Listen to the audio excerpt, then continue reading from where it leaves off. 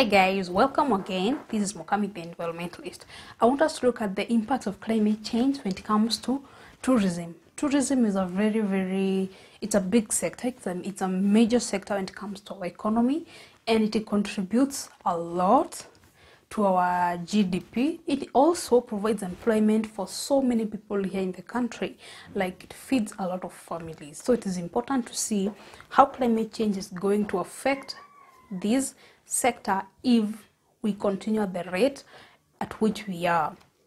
So welcome back.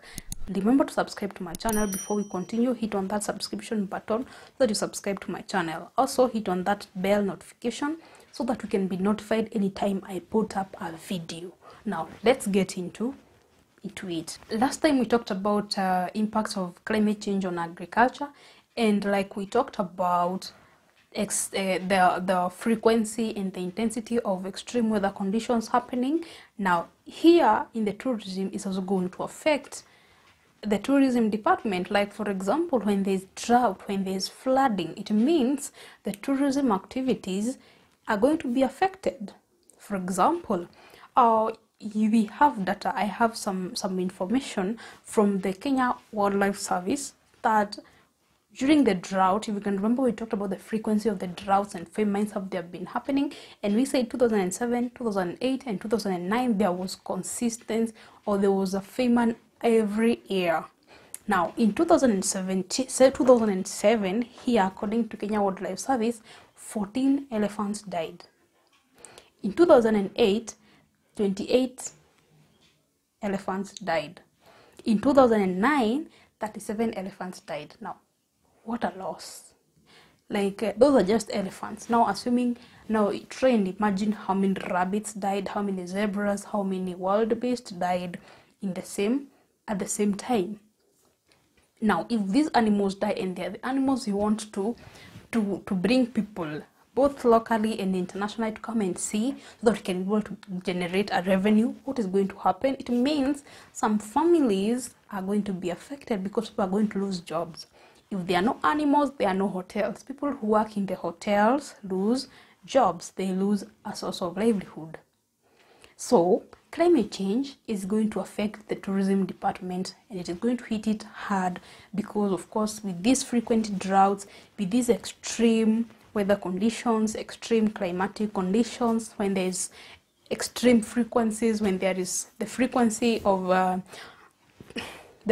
of floods gets so high, the intensity of floods gets so high, the intensity of the droughts gets so intense, then this is not a good thing for tourists. The other one, of course, if you merge or leave climate change together with the human activities, for example,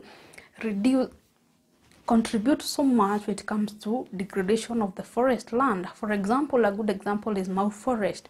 People have encroached the Mau Forest. They have cleared off the forest for agricultural purposes, for settlement. Now if we are going to settle in forest, if we're going to clear down trees in the forest, an example is Mau Forest, which is one of the major water towers that we have in the country. It means with the atmospheric temperature increasing. Remember, we talked about atmospheric temperature increasing, and the one that is causing the climate change. With the atmospheric temperature increasing, it means the rate of evaporation is going to increase. It means the rivers that come from Mau are going to reduce in capacity, in volume. Now this specific to Mau, assuming River Mara dried up, and here is where we usually get billions of money when tourists come to see the wild water, when the wildebeest are crossing from Serengeti to Mara. When they are crossing the river, people come and see.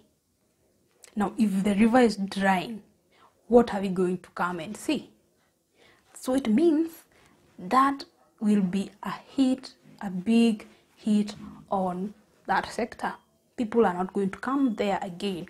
The wild water is going to get lost. So that will mean people will lose jobs, and the tourism sector is going to be hit on very hard. So that is not a good thing for us.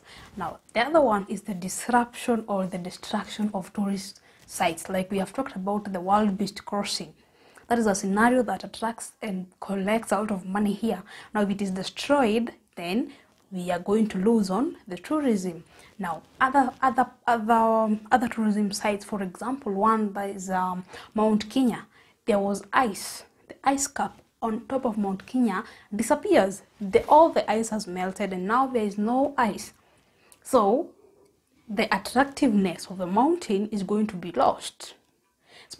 You're going to lose some amount of money or some amount of visitors who would want to come and camp or even climb on the hill, now on the mountain. Now that's not a good thing, because we want these resources to be there so that people can come. Now the hotels around Mount Kenya are going to lose. The number of tourists reducing means the hotels are not going to have people to feed people sleeping there. It means the people who work in the hotels are most likely going to lose their jobs. So climate change trickles down to the common Wanjiko on the ground. That is what I want us to understand. Climate change is not for the rich. Climate change is not for America. It's not for China. It's not for India. Climate change is affecting us. It's affecting me in my small house. It is affecting you in your place, you and your small business, you and where you are. It is affecting you directly. So that is why then it is important that you are going to take action as you and not waiting for us. You act accordingly. We have talked about destruction, and these things are going to get lost. Now, we have somebody who was interviewed by the Kenya Meteorological Department around 2008. And they said, they are in Diani, they said from where they have built their home to where the beach land ends, they have about, they think they have about 10 years before the water reaches their home. Now that is not a good thing. It means the sea is rising, the sea water is rising, the beach is reducing. Sooner or later we are going to have no Mombasa beach, we have no those beach that we go and have fun. We do not have them now.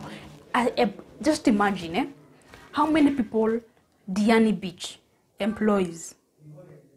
The hotels, those people who go to, even you go there, you don't know how to swim, somebody is there to just provide you with some small businesses that Wanjiko does at the beach. Now the beach disappears. Where are those families going to eat? And the beach is disappearing because the ice is melting and it is flowing into the ocean, so the waters are rising. People will have to be, some cities, some towns will be submerged. Imagine the amount of money that have been invested in those towns to build homes, to build hotels, to build, just to make sure that the infrastructure is good. All that being submerged by water, it means a lot of money is going to be lost. That is not a good thing, and that is climate change causing such things. The other one is human and animal conflict. If there is drought, for example, the elephants are going to run away from the forest to come and try and see if they can get maize in the farms. And so we are going to kill the animals, and the animals are going to kill us, and there is all type of conflicts. There is no food. There is no food in the forest. The hyenas, the lions are going to come from the forest to come and see if there are goats, if there are cows that they can eat from our farms. And now we are going to kill them. Some will kill us. We're going to have so much conflict. Human-wildlife conflict is going to increase. So climate change is affecting almost everybody in any way. So if you're into the tourism business, you're being affected. You make sandals, assuming, you make the sandals, the leather sandals or the leather bags. You make beads, such necklaces. And you aim for people who are going to Masai Mara, for people who are going to the Aberdares, people who are going to the national parks to buy them for you. Now climate change comes, hits hard, animals are not there, so there is nobody who is visiting. Where do you sell? Now that is how serious climate change is. It is affecting us all, from the richest to the poorest. But of course, as a country, we as a developing country, we are going to be hit even more as compared to the to the developed countries. That is why it is important that we take personal responsibilities and take personal responsible actions to mitigate climate change. So till next time, I'll be talking to you about impacts on the forestry, on the forest sector, how the climate change has affected our forestry, our forest products, and then I'll see you there. But for now, give this video a thumbs up if you like it. Remember to subscribe to this channel and share this video with a friend who is a friend of the environment. And I'll see you then.